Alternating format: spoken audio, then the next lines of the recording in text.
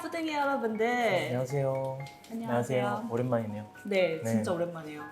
저희 한 달 만인가요? 한 달만? 거의 한 달 만에? 시청자분들이 저희의 케미가 너무 좋다고 많이 기다려 주셨는데 네. 제가 이제 유튜브를 하차하려고 사실은 다짐을 했었습니다만 여러분들의 네. 그런 바램 때문에 네. 제가 지속하기로 했습니다. 앞으로도 열심히 하겠습니다.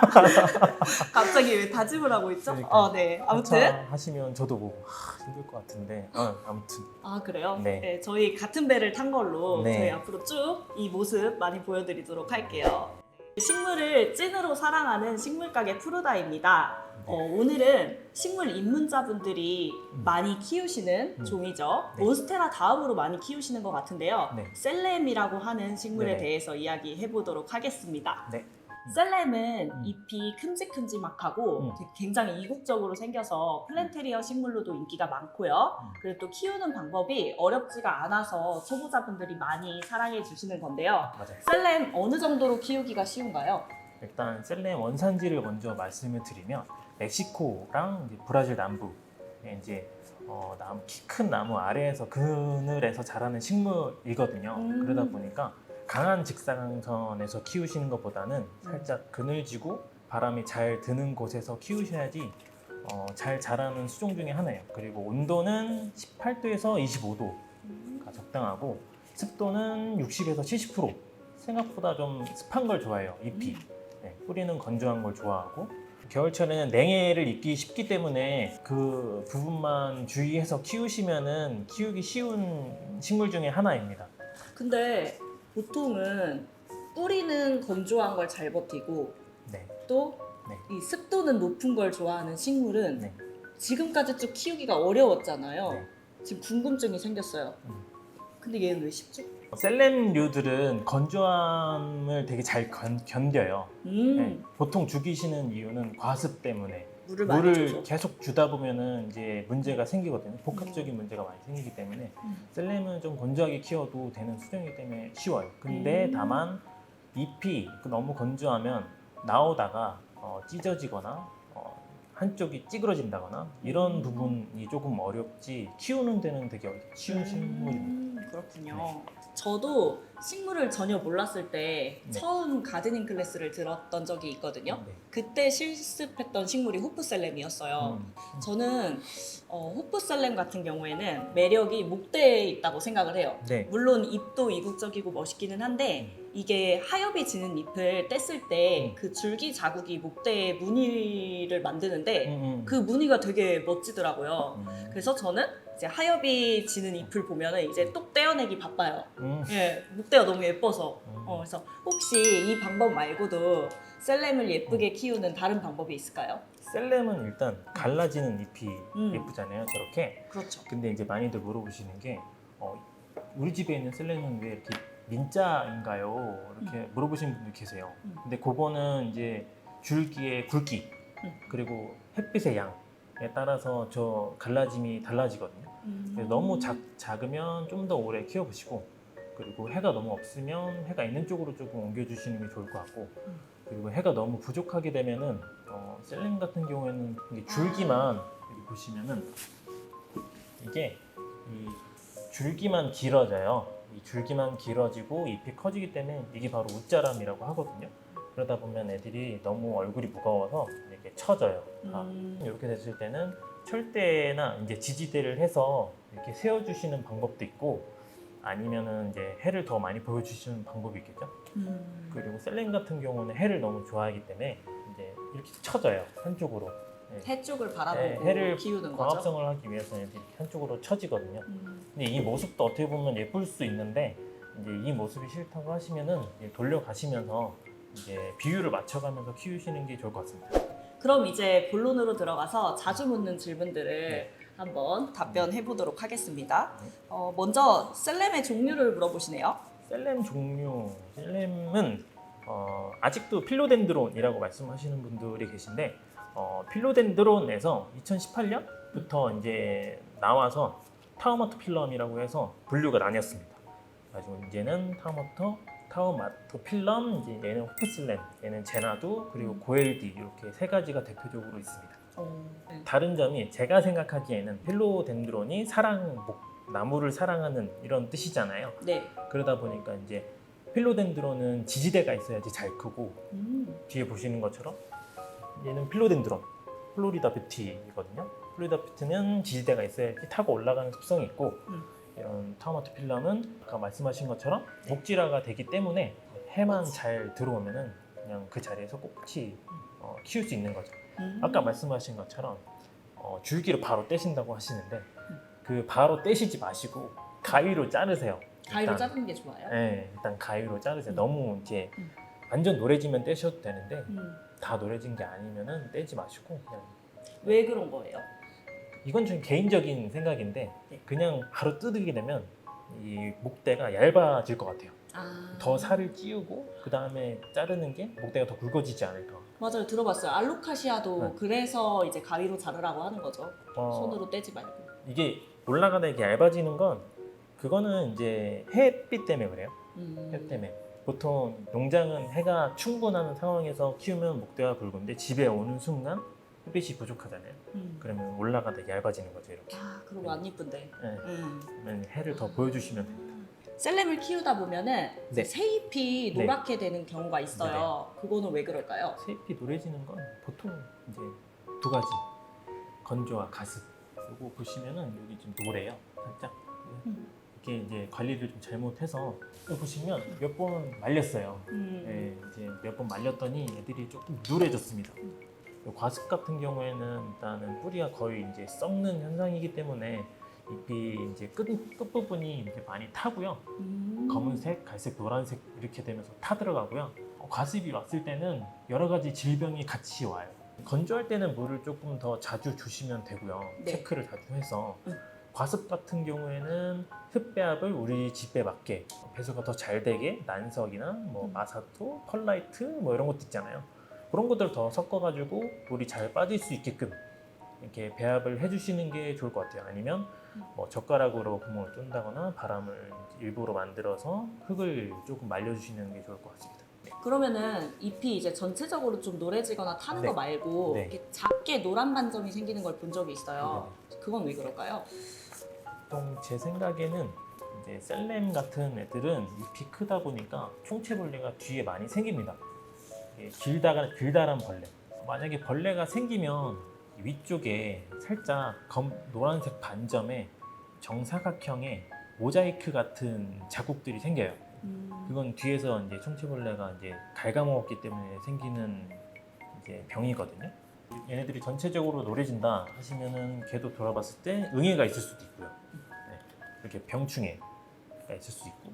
그 다음에 이런 애들은 보통 당액이라고 해서 꿀이 나와요. 이렇게 듬성듬성 꿀이 나오면 그게 너무 심하다 보면 이제 여기 반점이 생깁니다. 그 꿀이 있었던 자리에.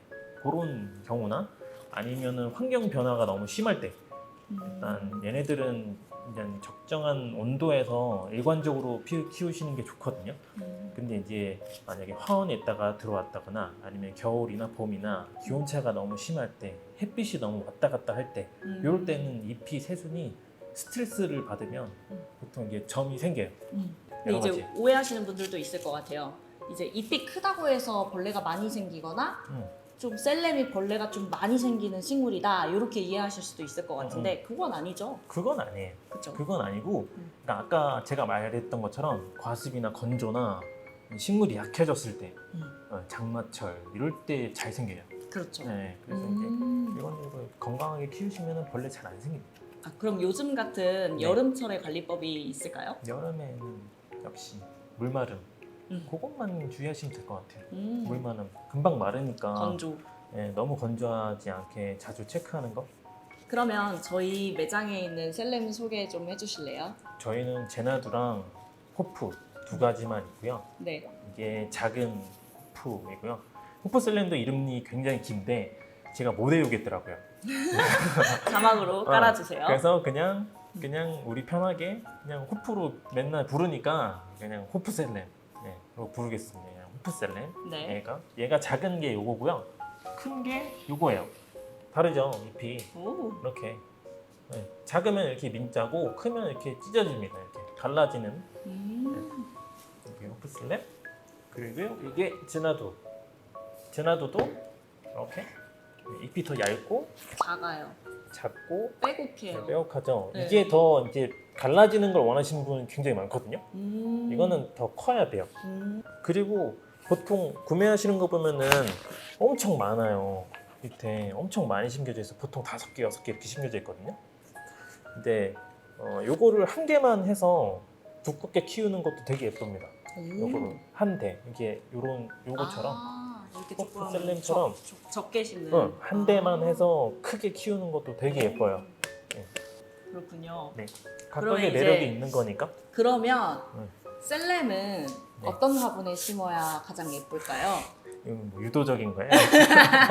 우리 화분에 심는 게 제일 예쁘다? 이런 걸 유도하는 건가? 푸르다 수제 화분에 심는 근데 진짜 게 이제 수제 가장 화분이 예쁘다. 좋은 이유는 네. 이제 하나 가지고 오고 싶은데. 네.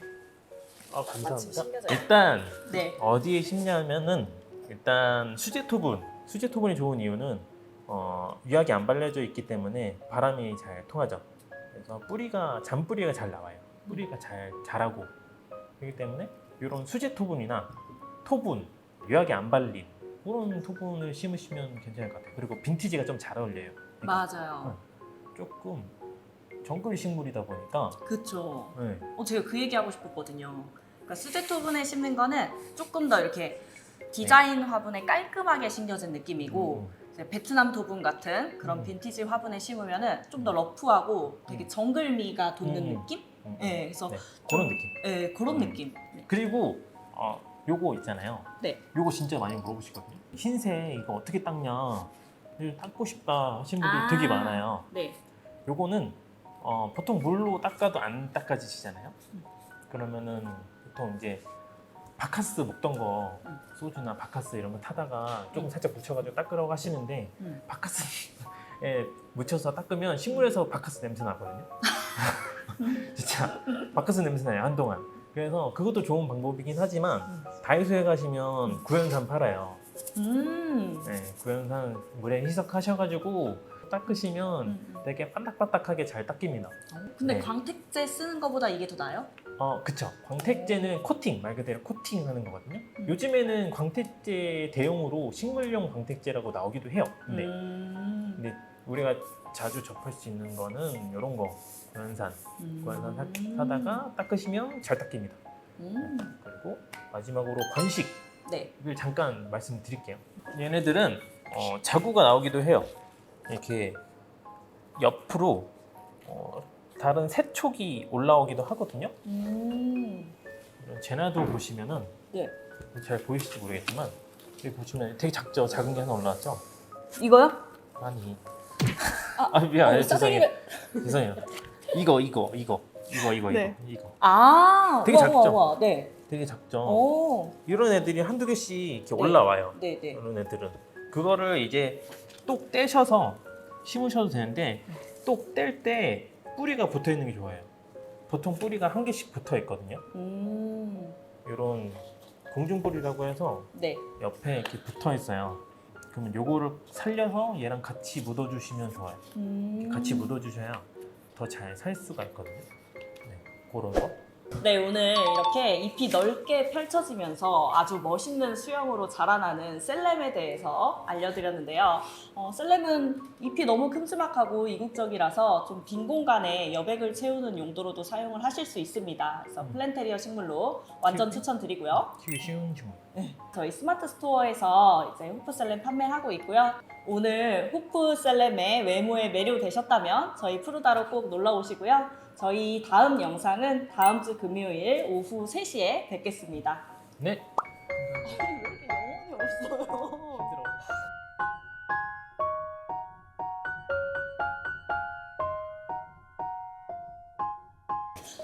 그리고 한 가지 말씀을 안 드린 게 있는데 저희 그 네. 식물 전문가 매니저님이 식물 전문가 아니에요. 전문가 맞죠?